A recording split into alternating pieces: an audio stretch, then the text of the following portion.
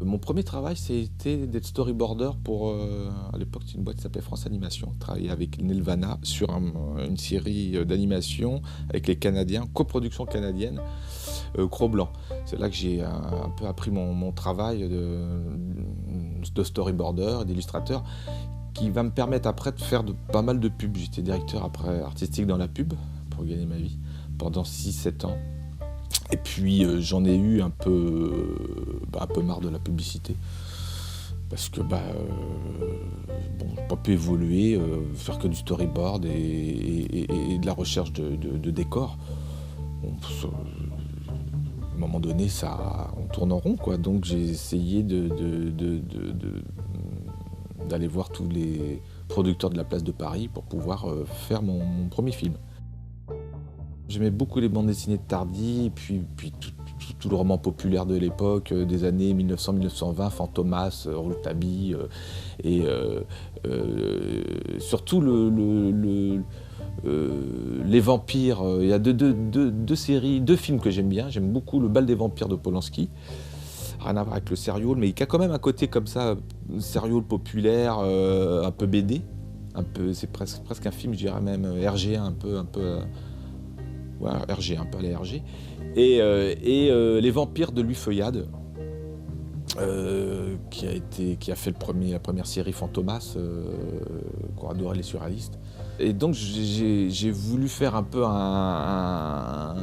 écrire une série comme ça, un scénario, et j'ai fait écrire un Fantomas féminin en mélangeant ce roman populaire début de siècle avec justement des décors, le contraire, faire des décors très très Méliès, très carton-pâte, quoi, très forain. Voilà, mélanger l'art forain et l'expressionnisme allemand, mélanger l'expressionnisme allemand, le serial populaire années 20 et l'art forain, quoi. Et ça a donné Ténébra.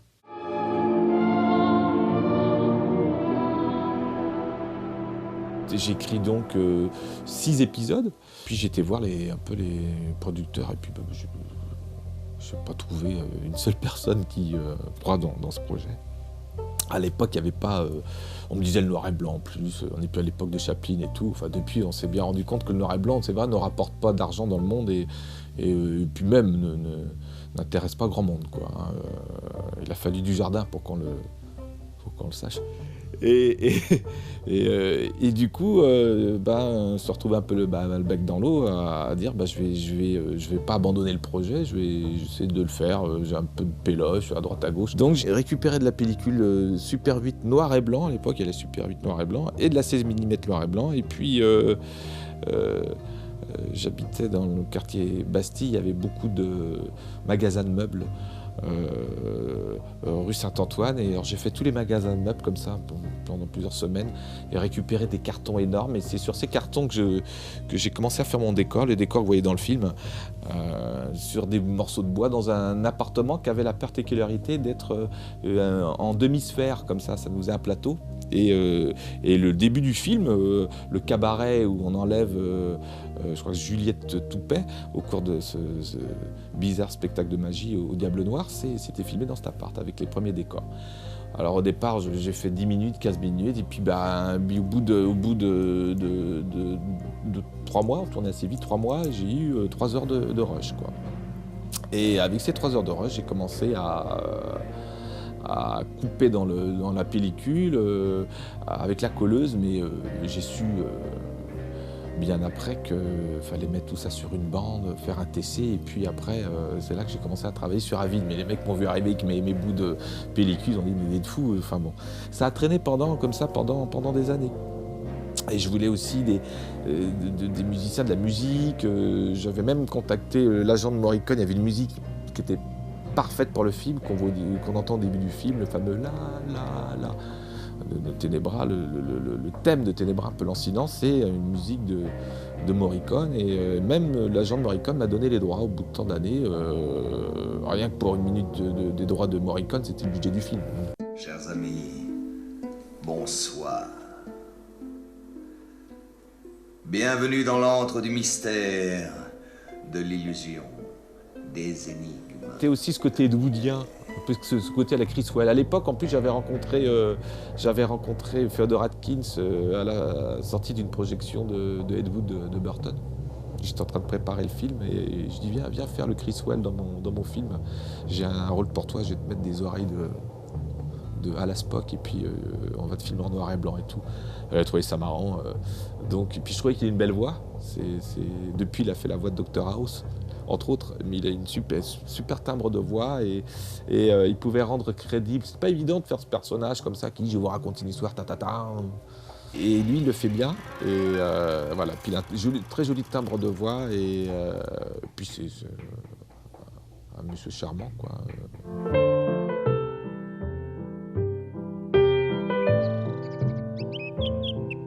L'origine du monde. C'est mon côté obsédé sexuel. Non, c'est vraiment un hommage déjà à Kiki de Montparnasse, ce côté. Et puis, vous voulez faire un truc un petit peu comme ça, un peu de ce contre-champ où je suis sur son ventre et tout ça. C'était pas pour en montrer plus. C'était pour que ça soit graphiquement, pour que ça soit ludique, qu'on dise jusqu'où il va aller, où il y a les fesses qui arrivent. Je sais pas si c'est du meilleur effet, mais monter avec la musique. Disons que les images sont un petit peu quand même comme les photos d'époque, hein, un peu espèce de photogramme de l'époque. C'est un peu un érotisme un peu désuet. Sur un écran, avoir ses fesses comme ça énormes, c'était plutôt joli en noir et blanc, et puis une espèce de chorégraphie. Voilà, donc je sais même pas si c'est très, très érotique, je pense que c'est plus ludique qu'érotique. Il y a eu d'autres trucs sur le tournage. On a failli perdre le professeur Toupet parce qu'à un moment donné, on court sur un toit, il y a un trou, je l'ai rattrapé juste par sa gabardine, par sa veste. Il y avait 5-6 mètres comme ça. Ça a été assez flippant. Et puis un autre truc, c'est qu'à un moment donné, quand elle ouvre ses ailes, on n'avait plus de fumée, de fumigène. C'est tourné à Blois, ça. Et tout le monde avait faim. Et donc on avait un petit grill qu'on faisait comme ça. C'était fin de l'été, il faisait encore pas trop froid, tout ça. On faisait des grillades dehors. Donc on a mis des merguez. La fumée est partie comme ça. Puis on a récupéré la fumée en vendant de merguez. Il y avait des saucisses, des merguez. Je me rappelle bien qu'il y a des merguez. On avait fait un mix de grillades avec des petits émincés de poivrons. On a balancé cette fumée-là, tout. Je dis, mais un peu avec la graisse. Puis je dis, attends que l'huile arrive sur le feu, ça fait une belle fumée blanche. Et quand elle ouvre ses ailes, je crois que c'est de la fumée de merguez. Et ça rend très bien, voilà. Et ça coûte moins cher que... Entre la barquette de merguez, des bonnes merguez, hein, et un fumigène, le prix, je peux vous dire que sur des petits tournages comme ça, je préconise la merguez, hein, plus que le fumigène.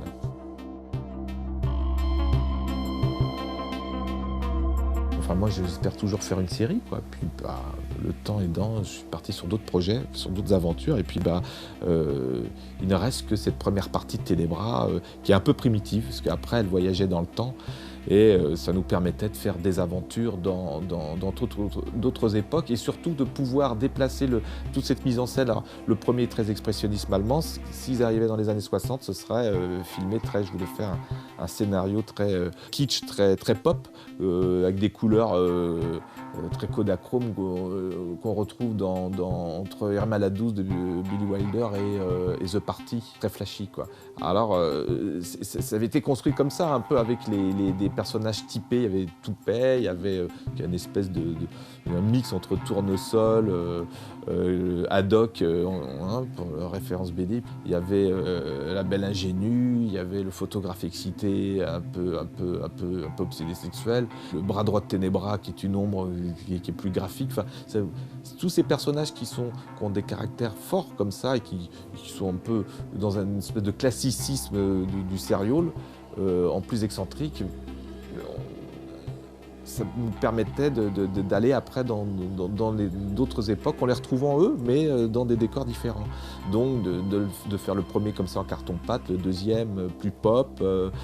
Si on allait dans l'espace, dans quelque chose de plus de la science-fiction, on avait prévu d'avoir des décors avec un peu de 3D. Voilà. C'est toujours le problème du fantastique en France, quoi. Je veux dire, on est un pays quand même euh, qui a vu naître Jules Verne. On a aussi à côté les Belges en Europe avec des gens comme Jean Ray, enfin John Flanders, qui font du fantastique.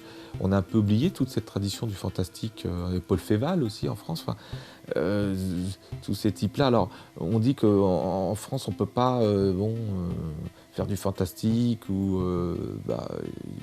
c'est faux, parce qu'il y a plein de Français qui partent à l'étranger, sont obligés de faire du fantastique à l'étranger, en Angleterre ou aux États-Unis. J'aime bien Alien, par exemple, pour ça, parce qu'on a vraiment l'impression d'être dans une... C'est la première fois qu'on voit une science-fiction où les objets sont... leur vaisseau, il est carrément... il a servi, il n'est pas claquant. On dirait des camionneurs dans l'espace. On dit des routes. D'ailleurs, c'est ce qu'il a fait, c'est des routiers dans l'espace, quoi. D'ailleurs, c'est une cabine de routier plus grande, avec... c'est pour ça que les mecs ont des caisses... C'est une SF, il y avait ça dans Metal. Il y avait ce côté-là, cette science-fiction qui finit par devenir presque crédible. Et du coup, elle est super originale. Elle est pas simplement l'extrapolation de nos 10 dernières années. Elle est bien plus que ça. Elle perdure dans le temps.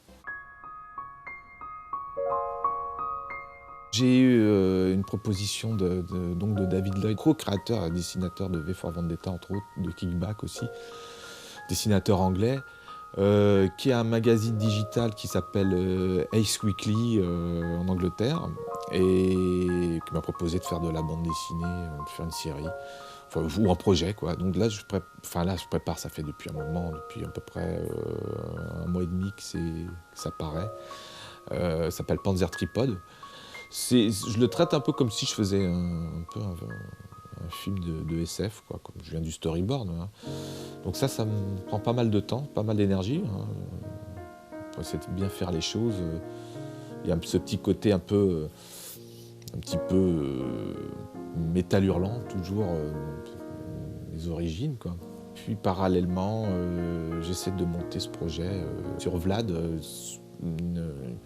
une adaptation du roman de Bram Stoker, Dracula, quoi. Qui, pareil, c'est un peu transformé. Ça va être un film avec un peu de marionnettes. Je le fais entièrement en studio, avec des ventilos, beaucoup de matte painting, assez expressionniste. Et qui commence un peu... j'ai déplacé les lieux, ça ne passera pas dans les Carpates. Ça commence presque comme le premier King Kong, et puis après ça suit le livre. J'ai vraiment gardé la trame intrinsèque, les dialogues qu'il y a dans le bouquin, et j'ai transformé pas mal de lieux, quoi. Puis même l'image du conte, etc. Le conte Dracula, quoi.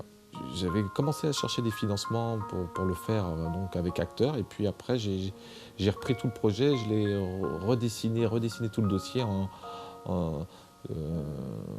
pour l'adapter en film d'animation. Et puis j'ai trouvé aussi pareil les mêmes difficultés, quoi. Toujours ce côté fantastique. Pourtant c'est bon, Dracula c'est quand même un sujet on va dire international, planétaire, enfin les vampires, bon. Mais bon, là, je pense que je vais revenir sur une version avec acteurs, quoi. Voilà, donc c'est le projet. Après la Panzer, je ferai une pause avec la bande dessinée pour me remettre à faire soit de l'animation, soit du cinéma, quoi.